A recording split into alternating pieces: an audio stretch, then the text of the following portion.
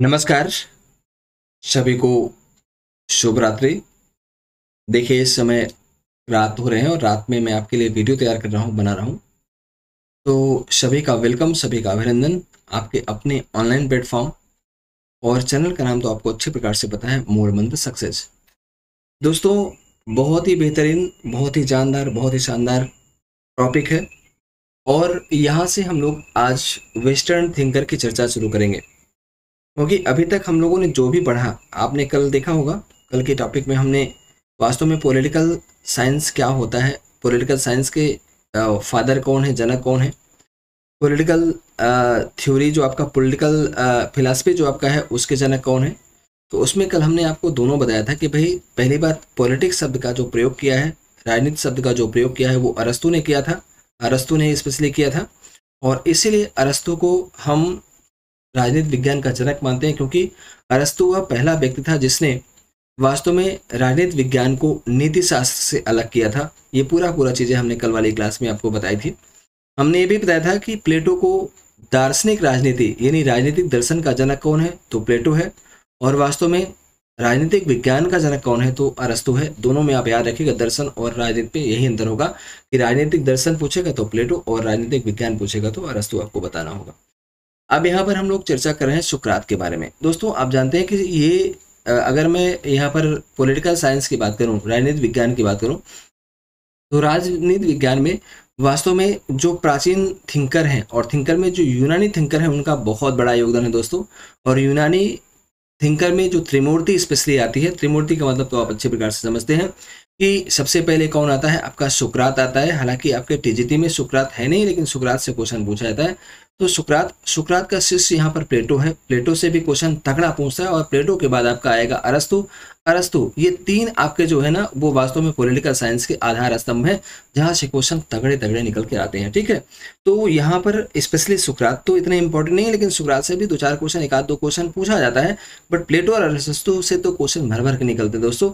ऐसा कोई भी एग्जाम नहीं है जहाँ से प्लेटो या अरस्तु से क्वेश्चन ना पूछे। तो यहाँ से हम लोग टॉपिक वाइज अध्ययन करेंगे तो मजा आएगा। तो सबसे पहले यहाँ पर हम लोगों ने क्या, पाश्चात्य जो है, जो वेस्टर्न थिंकर है, जो पाश्चात्य विचारक है दोस्तों, पहले पाश्चात्य विचारक का अध्ययन करेंगे और पाश्चात्य विचारक के बाद फिर हम लोग अध्ययन करेंगे यहाँ पर जो इंडियन थिंकर है। उसके बाद फिर जो आपका इंडियन थ्योरी मतलब जो पॉलिटिकल थ्योरी है, पॉलिटिकल सिद्धांत की चर्चा करेंगे और उसके बाद जो है कॉन्स्टिट्यूशन की चर्चा करेंगे। तो अगर हम बात करें यहाँ पर सुकरात के बारे में, तो जरा देखिए सुकरात वास्तव में क्या था।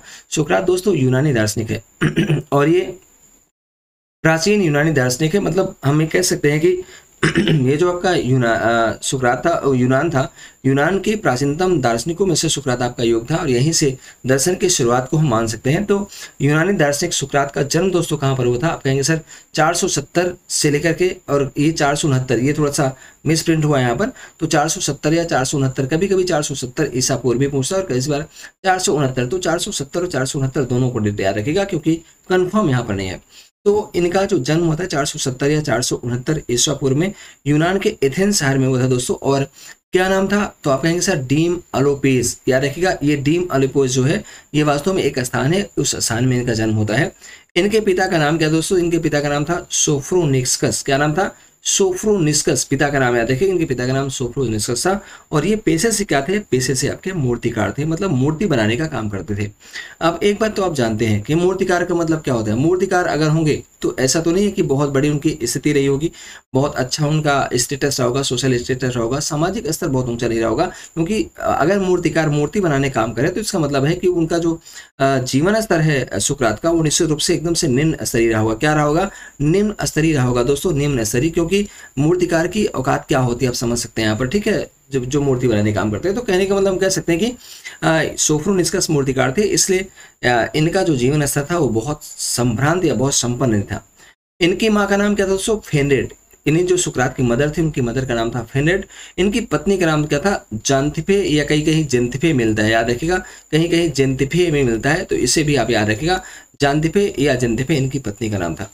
दोस्तों शादी के बाद इनके 3 बच्चे हुए। इनका एक नाम था लिम्प्रोफल्स या फिर लिम्प्रोकल्स भी कई बार आ जाता है, सोफोनिस्कस और मेनेक्सेनेस। ठीक है, मेनेक्सेनस यहाँ पर याद रखें, मेनेक्सेनस बड़े उटपटांग नाम यहाँ पर है, लेकिन नाम हालांकि आज तक बच्चों का नहीं पूछा, लेकिन याद रखेगा, हो सकता है पूछ बैठे। तो यहाँ पर लिम्प्रोफल्स यहाँ पर दिया है, सोफोनिसस दिया है और मेनेक्सेनस दिया है। ये तीनों इनके बच्चों का नाम था। दोस्तों याद रखिएगा, जब शुरुआती दौर में सुकरात थे तो हर बच्चे की तरह ये भी अपने पैतृक जो है व्यवसाय में हाथ बटाते थे। तो स्टार्टिंग में क्या हुआ, इनका जो पैतृक व्यवसाय था, व्यवसाय का मतलब दोस्तों जो व्यवहार का मतलब जो व्यवसाय पैतृक व्यवसाय था, यानी पिता का जो कार्य था उस कार्य में ये सहयोग देते हैं। किंतु बाद में इन्होंने सैनिक के रूप में कई छोटी छोटी लड़ाइयों में भाग लिया। मतलब जैसे स्टार्टिंग में तो ये पिता के काम में मूर्तिकारी का काम करते हैं, लेकिन बाद में ये सेना में भर्ती होते हैं और छोटी छोटी लड़ाइयाँ तमाम होती हैं, तो उस लड़ाइयों में सेना के रूप में, सैनिक के रूप में भाग भी लेते हैं। तो ये आप यहाँ पर इनके बारे में, सुकरात के बारे में याद रखिएगा। सुकरात के बाद दोस्तों और करो तो इनकी मृत्यु कब होती है, आप कहेंगे सर वास्तव में इनकी मृत्यु होती है 399 ईसा पूर्व में। इसे जरूर ध्यान रखिएगा। और कितने वर्ष की उम्र में होती है, आप कहेंगे सर 71 ईयर्स की उम्र में होती है। जब 71 वर्ष के होते हैं तब इनका जन्म होता है, तब इनकी मृत्यु होती है। और वास्तव में इनकी मृत्यु किस जहर से हुई दोस्तों, तो आप याद रखिएगा, हेमलाक नामक जहर के पीने से हुई है। अब एक बात आप देखिए कि आखिर सुकरात को ये जहर क्यों दिया गया। क्या सुकरात को किसी ने जहर दिया या सुकरात ने जहर पीकर स्वयं मरा है, तो आप कहेंगे सर इनको मृत्यु दंड दिया गया था। और मृत्यु दंड का मतलब यहाँ पर क्या था कि आप याद रखिएगा, सुकरात के समय होता क्या दोस्तों, सुकरात के समय जो एथेंस था, उस एथेंस में प्रत्यक्ष लोकतंत्र था। और एक बात बहुत क्लियर आप एक मैं बताऊं यहाँ पर कि उस लोकतंत्र में क्या होता है कि जो प्रत्यक्ष लोकतंत्र था, उस लोकतंत्र में जो राजा था वो अनैतिक प्रयास था। क्या वो अनैतिक था वहां पर, अनैतिक के प्रयास से मान सकते हैं।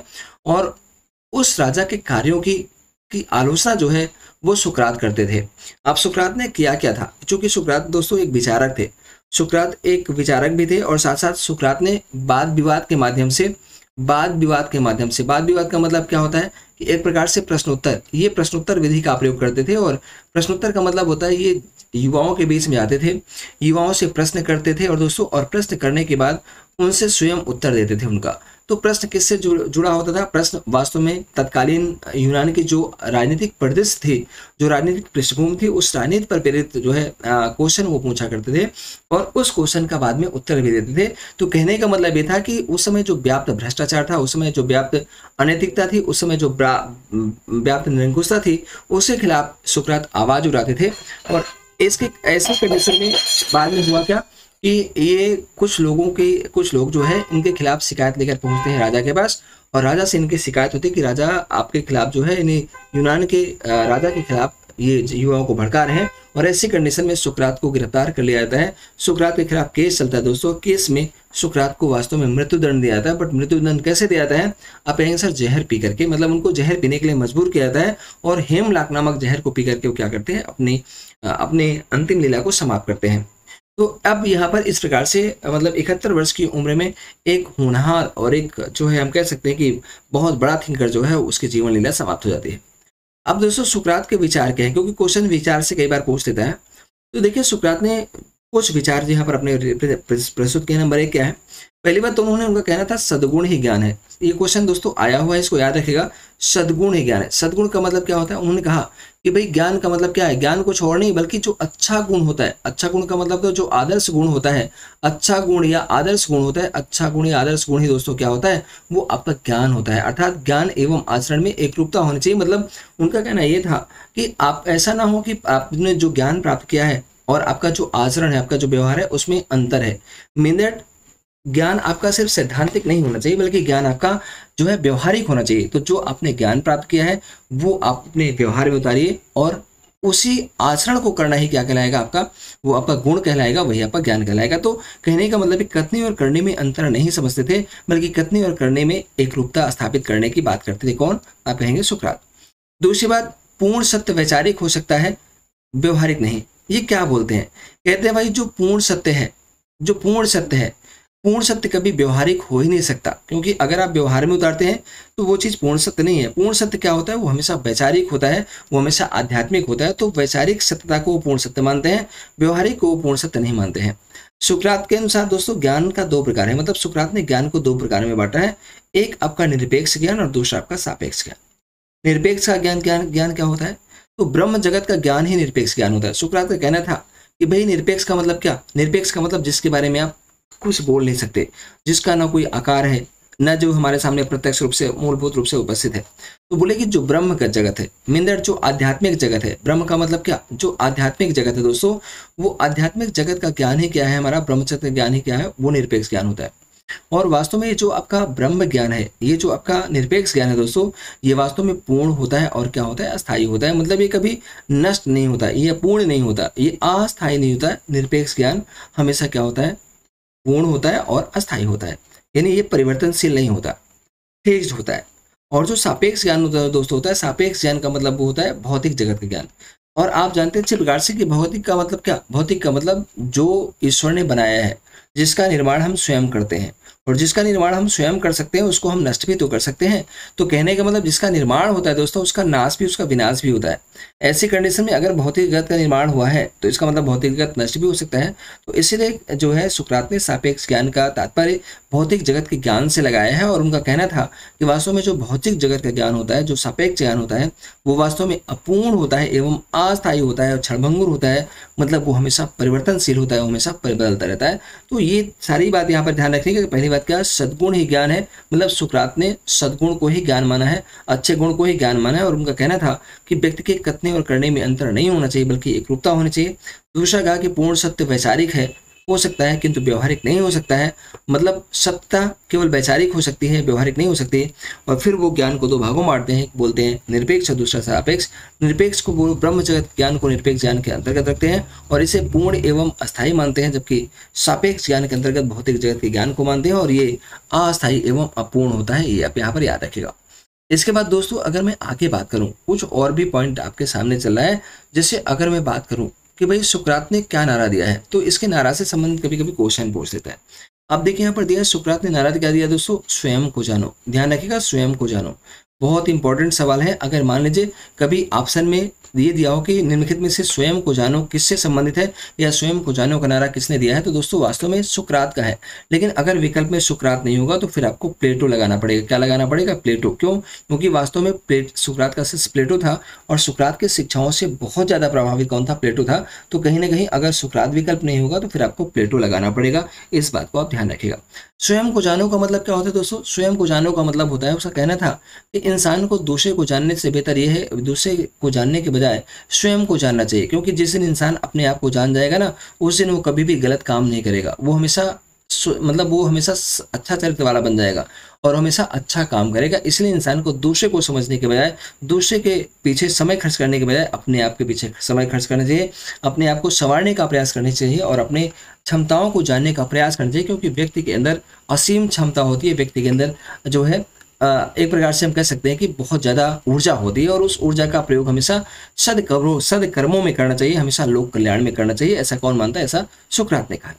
तो उसके अनुसार सबसे श्रेष्ठ वही है जो स्वयं को ज्ञान जान लेता है। क्या उन्होंने कहा? सुकरात ने कहा कि भाई मेरे अनुसार सबसे श्रेष्ठ वही व्यक्ति होता है जो स्वयं को जान लेता है। मतलब जिसके पास स्वयं का ज्ञान होता है, जो स्वयं को जान लेता है, वही सबसे बड़ा जो है विद्वान होता है, श्रेष्ठ होता है। और जो दूसरे को जानता है वो सबसे बड़ा मूर्ख होता है। क्या? वो सबसे बड़ा मूर्ख होता है। तो उन्होंने कहा कि जो दूसरे के बारे में हमेशा अपना टाइम गंवाता है वो विद्वान नहीं है, वो ज्ञानी नहीं है, वो अज्ञान ही है, वो मूर्ख है, मूढ़ है। और जो स्वयं के पीछे खर्च करता है समय, स्वयं को जानने का प्रयास करता है, स्वयं को संवारने का प्रयास करता है, वो हमेशा क्या होता है? वो जो है ज्ञानी होता है, वो श्रेष्ठ ज्ञानी होता है, वो ज्ञानवान होता है। तो इसके बाद दोस्तों याद रखिएगा, इन्होंने सुकरात जो है वो प्रजातंत्र के विरोधी थे।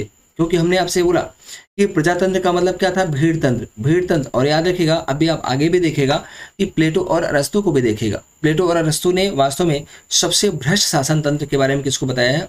प्रजातंत्र यानी भीड़ तंत्र को। वो बोलते हैं कि शासन में जितने अधिक लोगों का योगदान होगा उतना ही ज्यादा भ्रष्टाचार बढ़ेगा। मतलब जितने अधिक लोग होंगे, मान लीजिए अगर शासन तंत्र एक हाथ में है तो उसके भ्रष्ट होने के चांसेस कम होते हैं। वो निरंकुश तो हो सकता है लेकिन भ्रष्ट कम हो सकता है।